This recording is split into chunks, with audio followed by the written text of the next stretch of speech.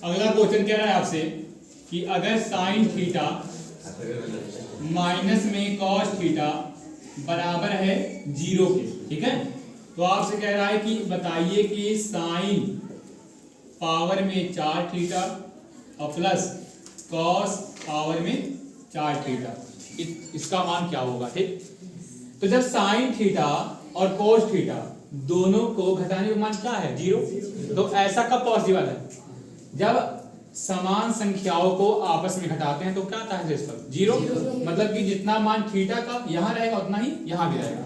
तो पहले आप ये बताओ कि ट्रिग्नोमेट्री में कितने एंगल जो है, कौन सा एंगल है जो साइन और कोस दोनों के लिए क्या होता है बराबर, तो खाली एक एंगल है, ठीक, साइन 45, क्योंकि साइन 45 भी क्या होता है 1/2 में 2 और कॉस 45 भी क्या होता है 1/2 में 2।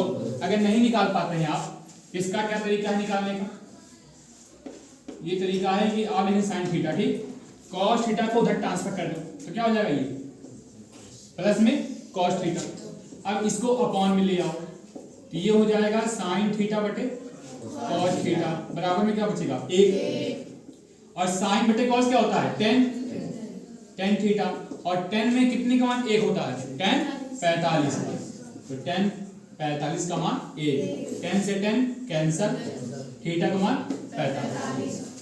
तो ये किस में है बहुविकल्पी में, ठीक। अगर ये आपको कहीं प्रूफ करने में आता है तो उसमें आप ऐसा कर सकते हैं, ठीक, नहीं तो हम क्या करेंगे कि हमें पता है कि थीटा कितने पे आएगा 0 45 पे, सीधे मान रख देंगे, ये रखेंगे हम, और इतना भी नहीं करना है, फिर मान रखेंगे साइन 45 का कितना होता है 1/2 में 2, तो सीधे रखेंगे 1/2 में 2 होल पावर 4 प्लस 1/2 में 2 होल पावर 4।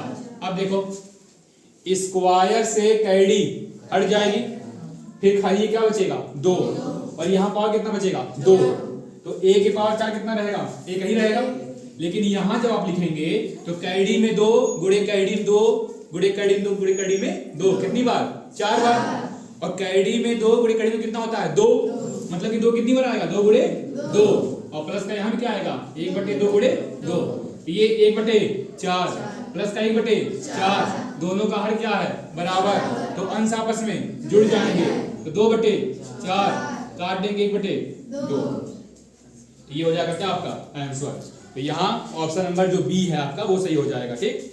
अगला क्वेश्चन देखिए, आपको बिंदु दिया है,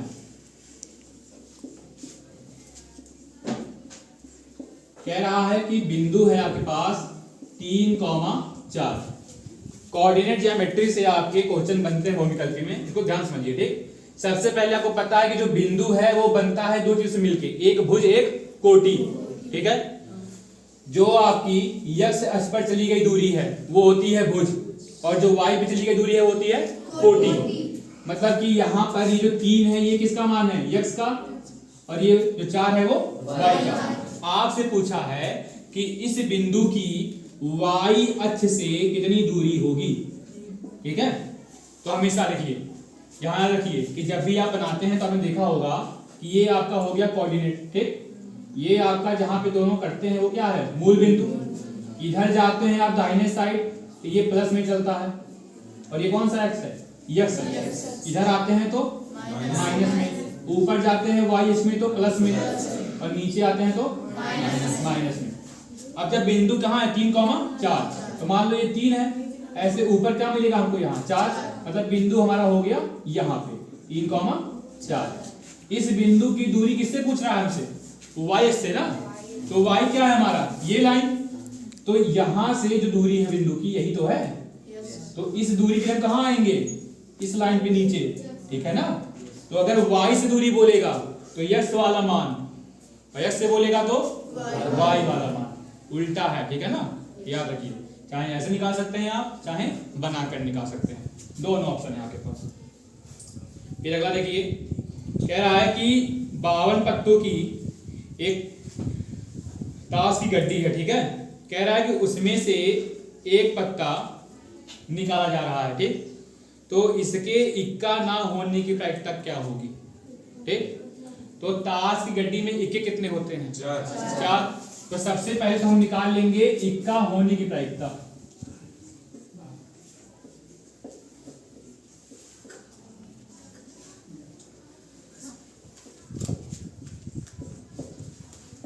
तो प्रायिकता में क्या होता है, प्रायिकता बराबर होता है अनुकूल परिणामों की संख्या बटे में कुल परिणामों की संख्या। तो 21 हो गए 4 और कुल कितनी 52, ये क्या आ जाएगा हमारा 1/13। अब देखो कुल प्रायिकता कितनी होती है आपकी 1, ठीक है। तो जब हम निकालेंगे ना होने की प्रायिकता,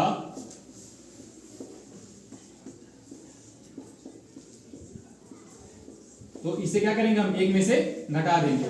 तो 1 - 1/13, तिरिया गुणा कर देंगे, 13 कम 13 में से 1 गया 12, तो 12/13, ठीक है। अगर 1 का ना होने की बोलेगा तो 12/13 और 1 का होने की बोलेगा तो 1/13। फिर आगे देखिए कह रहा है कि 1 से 15 तक, 1 से 15 तक सम, ठीक है, 1 से 15 तक की सम संख्याओं का समांतर माध्य, ठीक। तो तुरंत निकालना क्या करना है, आपको पता है कि समांतर माध्य बराबर होता है कुल प्रेक्षणों का योग बटे कुल प्रेक्षणों की संख्या। तो 1 से 15 तक में सम संख्याएं कौन कौन सी हैं, 2, 4, 6, 8, 10, 12, ठीक। सबको जोड़ के क्या हो जाएगा, सब प्लस हो जाएगा। और बटे में कितनी संख्या है, 1, 2, 3, 4, 5, 6, 7, जोड़ लेंगे तुरंत। तो 2, 4, 6, 6, 6, 12, 12, 8, 20, 20 और 10, 30, 30, 12, 42, 42, 14, 56, बटे में क्या है 7, कितनी बार कट जाएगा 8 बार, 7 और 15, ये हो गया आपका क्या माध्य, ठीक है। आगे कह रहा है फिर आपसे कि साइन ए का मान दिया है 4/5, ठीक। आपसे पूछ रहा है कि साइन ए का मान 4/5 है तो tan ए का मान बताइए, ठीक। तो सबसे पहले आपको पता है कि ये क्या होता है, साइन ए लंब बटे कट, कट कितना हो गया 5, लंब कितना हो गया 4, और ये किसमें होता है हमेशा ट्रिपलेट में, ठीक।